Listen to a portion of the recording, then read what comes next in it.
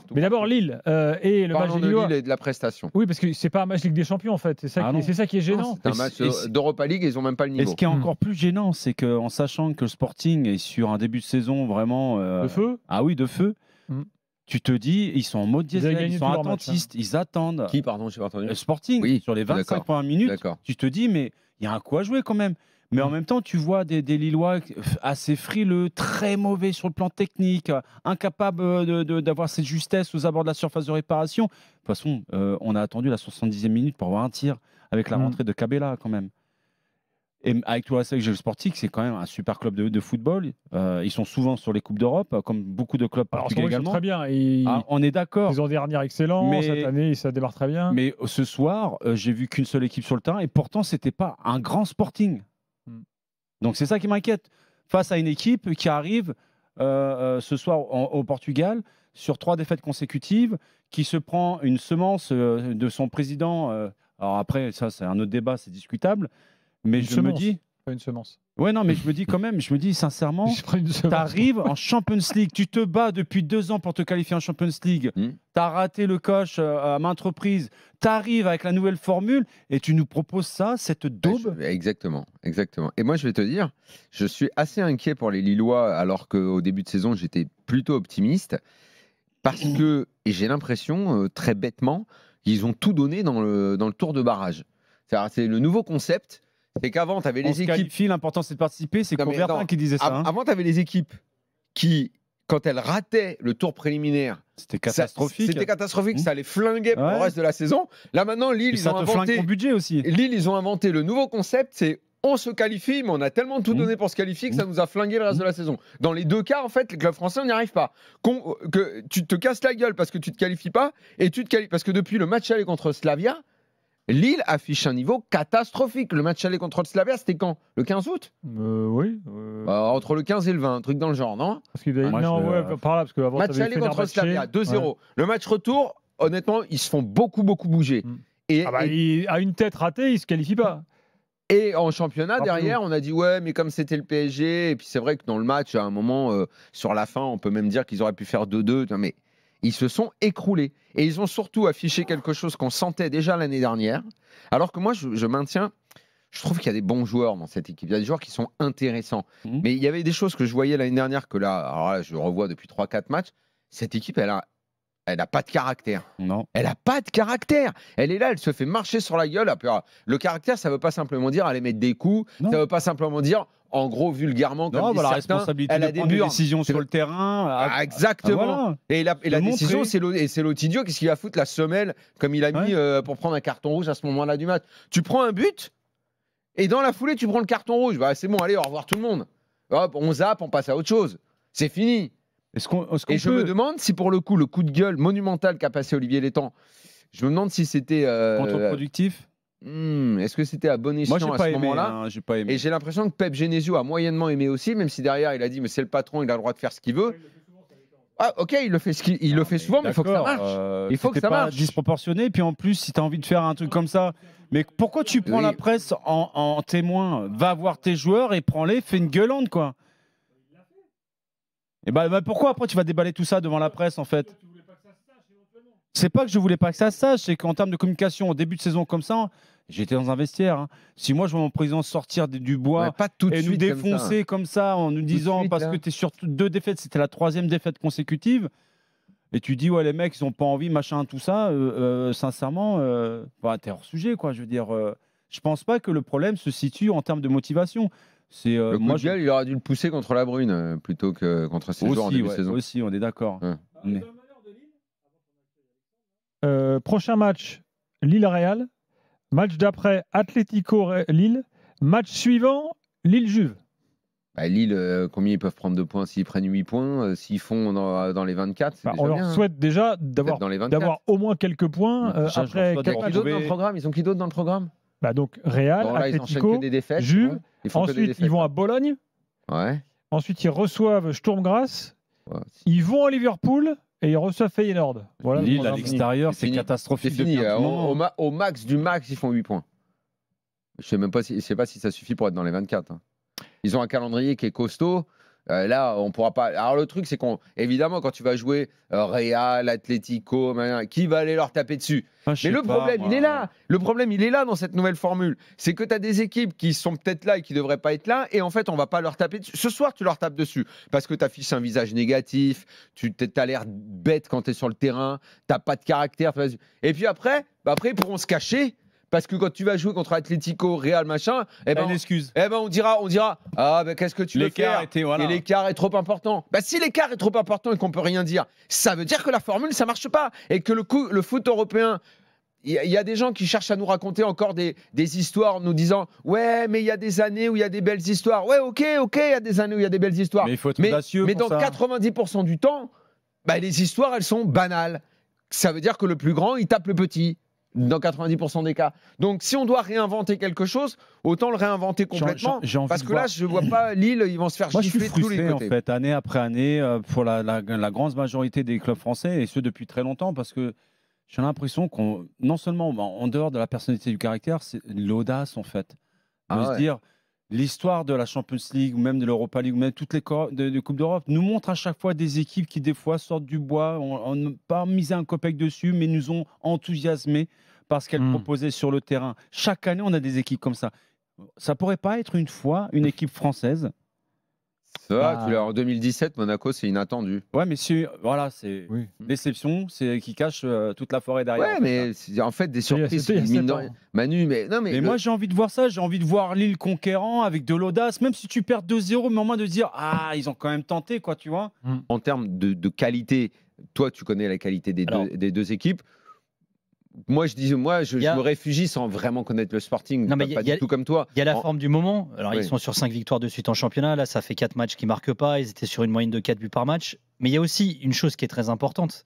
Moi, c'est pour ça que j'ai un regard qui est, je pense, moi, je l'estime juste, mais qui n'est pas de dire le foot portugais, c'est génial. C'est pas le foot portugais, c'est génial. Il y a 3 clubs qui sont géniaux.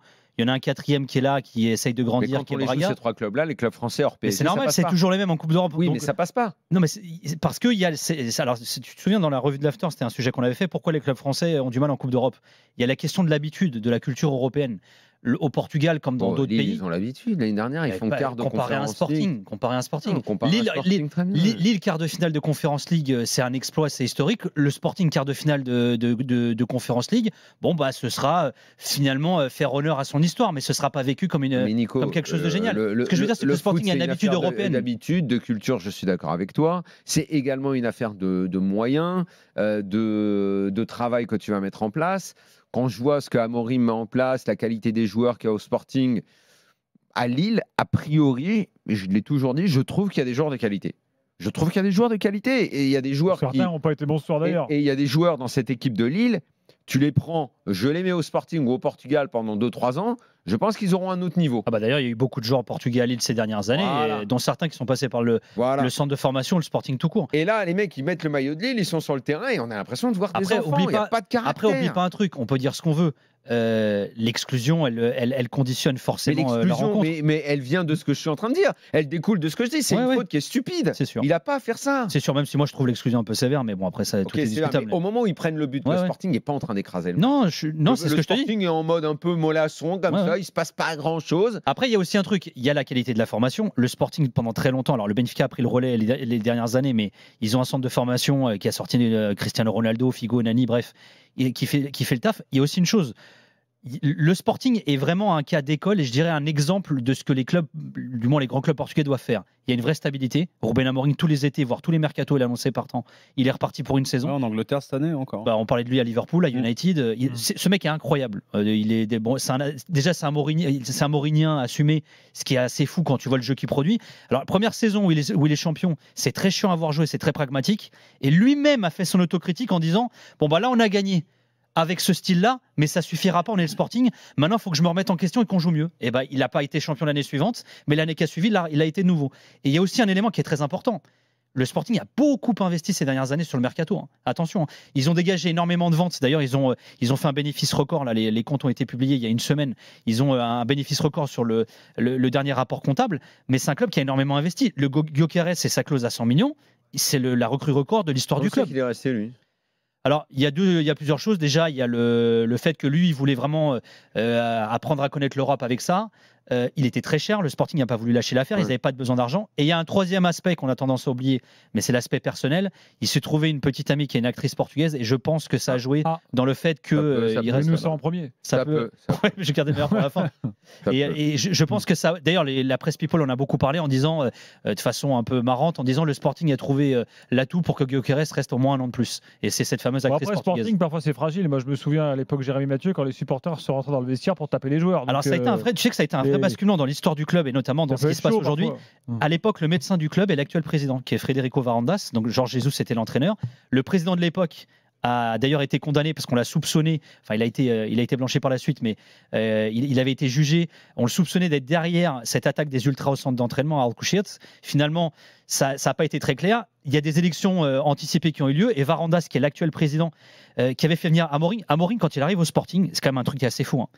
Il a dirigé 13 matchs avec Braga. C'est sa seule expérience d'entraîneur principal. Il n'a pas le diplôme pour entraîner, donc il devait payer une amende à chaque match. Vous savez combien il l'a payé ? Il a payé 15 millions d'euros la clause libératoire pour le faire venir. C'est-à-dire que c'était l'une des recrues les plus chères de l'histoire du Portugal, y compris les joueurs, pour un entraîneur qui n'était pas diplômé et qui avait dirigé 13 matchs. À l'époque, sacré pari, tout le monde a dit. Bon, donc ça fait des belles histoires. C'était 10 millions. Chez nous, les belles histoires. Voilà. Non, mais tout ça pour dire que le Sporting est un club. Non, mais tout ça pour dire que le Sporting est un club qui a quand même beaucoup investi et qui a fait des paris qui ont été osés. Certains ont fonctionné ou pas. Mais oui, Nico. Tu penses vraiment que le simple fait d'avoir de l'inexpérience en Champions League... Non, je te dis pas que c'est le simple, mais ça joue quand même, oui. Ouais, ça peut pas non plus être l'argument numéro un. Et d'ailleurs, je vais me contredire là-dessus. Sur le manque d'audace et de panache. Et je vais te donner un contre-argument à ça. Du temps sur les coupes d'Europe, non ? Je vais donner un contre-argument à ça. Gyökeres, c'était son premier match de Coupe d'Europe. Kenda, il a 17 ans, il a failli, il débute en Coupe d'Europe. Inacio commence à être un joueur pour le un match de Ligue des Champions. Ouais, voilà. en fait, tu as un mélange. Tu as Hjulmand, qui est le capitaine, qui est international danois. Il a déjà une petite expérience, mais c'est pas un joueur de Ligue des Champions. Il n'a pas l'habitude de ça non plus. Morita, il a commencé à connaître. Voilà, tu as aussi ce mélange. Et puis ils peuvent se déchirer. Hein. Rappelle-toi, il y a 2 ans contre l'OM, il s'était complètement déchiré le Sporting. Bah c'est marrant, parce que moi, tu sais quoi, quand il y a eu l'exclusion de Angel Gomez, je me suis dit c'est le scénario inverse du match contre l'OM. Là, pour le coup. Je me souviens de ce début de match où l'OM voit pas un ballon. Et à l'arrivée, fait de jeu cadeau, c'était 3-0 pour l'OM. Merci Nico. Merci Obrigado. Avec Thibaut. On a Alexandre qui est là, supporter du LOSC, qui est pas content. Alexandre, bonsoir. Ah oui, bonsoir tout le monde. Rebonsoir Manu et bonsoir Gilbert et Daniel. Bon. Allez. Tu es d'accord avec nous? T'as pas vu un match de Ligue des Champions de la part de ton équipe ce soir? Ah, parce qu'on a joué ce soir? Je savais pas. Il y avait Lille. Ah, il y avait Lille, d'accord. Non, mais attendez, c'est faible. Non, en vrai, c'est faible, c'est un peu honteux. Je suis hyper en colère, je suis surtout très déçu. J'avais beaucoup plus d'ambition que ça. Mais en même temps, quand on voit le match retour caca culotte contre le Slavia, aïe, je me disais, c'est compliqué. En tout cas, il n'y a plus rien qui va depuis ce match retour. Hein. Il n'y a rien qui va depuis ce match retour. Et j'imagine que vous allez commencer à vous poser des questions sur Pep, sur ses compos. Pep, j'étais prêt à l'appeler BG, Bruno Genesio, après les 3 premiers matchs, mais là c'est du Pep. Non, mais attendez, avant de parler de Pep, t'as quand même des joueurs majeurs là qui ont fait un match tout pourri. Zegrova, non, mais ça va pas. Bidon, mais même Alexandro, Jonathan David, ça fait 2 matchs qu'il met dans la Alexandro sur le but. Alexandro, voilà. C'est-à-dire que là, moi je pense qu'avant de parler de Genesio, il faut parler des joueurs majeurs qui ont été totalement défaillants. Les joueurs majeurs, ils sont pas là. Ils ont tout mis sur Zegrova à côté droit. Bah là, la magie Zegrova, elle n'a pas marché, encore une fois. David, mais David, il est inexistant. Qu'est-ce qu'on fait? On met quoi? On met Bayo? Bah non, parce que Bayo, c'est pas un joueur David, de foot. Il a pas un peu grossi du popotin. Il a toujours été un peu. Popotin, non, mais il a toujours eu un popotin. Oui, il a toujours eu un peu. Mais d'ailleurs, il serait dans ton 11 bon derrière. Le 11 popotin. Le 11 popotin, tu l'avais fait, il était pas mal. Il n'a jamais été shape, David. Il n'y a jamais eu ce tonus, etc. Et puis derrière, on se prend des buts qui sont interdits. On n'arrive à rien. On fait un seul tir. Enfin, on fait 3 tirs, mais bon. On avait Jérôme Brantène dans le 11 popotin. Jérôme était dans le 11 popotin. On va mettre Sidorf aussi. Mais on a des joueurs de qualité, tu disais, Daniel. Mais on a Zegrova, on a Sarawi, on a Boadi qui a du talent, mais c'est jeune. Et il y a Thiago Santos. Alors moi, j'ai pas compris pourquoi Thiago Santos n'a pas débuté à droite, parce que Aïssa Mandi, on va le laisser tranquillement sur le banc et puis on va lui apprendre à enlever une bague avant d'entrer sur le terrain. Parce que apparemment, ça c'est vrai que ça c'est pas possible. Non mais sérieux quoi, on a l'impression du Serge Aurier qui met pas ses chaussettes avant de jouer. Enfin, c'est ridicule. Quand tu te prépares pas comme il faut, je trouve que ça traduit un défaut de concentration qui est terrible. Non mais c'est interdit. Et puis Papy Bruno, il est sur le côté du terrain et il est avec son t-shirt manche long, il sait pas ce qui se passe. il regarde, et là, il voit Gyökeres qui prend le ballon, qui se retourne et qui en met une. Ça nous met KO, mais c'est terrible. On le regarde, on fait, mais ils sont où les mecs? Et je me dis, bon, bah, il va les bouger à la mi-temps. Bah, hop, rebelote, alors on arrive un peu. Il y a des questions qui vont vite se poser sur Pep Genesio, qui était un peu fatigué, qui voulait arrêter à Rennes et qui limite était prêt à prendre un contrat dans le golf, qui finalement est resté, a accepté la proposition de l'Étang parce qu'ils s'entendent bien. Mais la proposition de l'Étang, c'est avec Ligue des Champions, donc c'est bien, mais ça demande une grosse intensité de travail et de préparation. Est-ce qu'il en a toujours envie? Est-ce qu'il a toujours la motivation? Quand je vois son équipe, j'ai du mal. Et moi, je suis plutôt enclin à toujours défendre Benjamin André, mais quand le niveau s'élève, c'est compliqué. Benjamin, il a un peu âgé aussi. Il commence un peu à avoir la charrette. Zegrova qui réclame jouer à la Champions League et dès qu'il la joue, et le mec il est pas là. C'est vrai.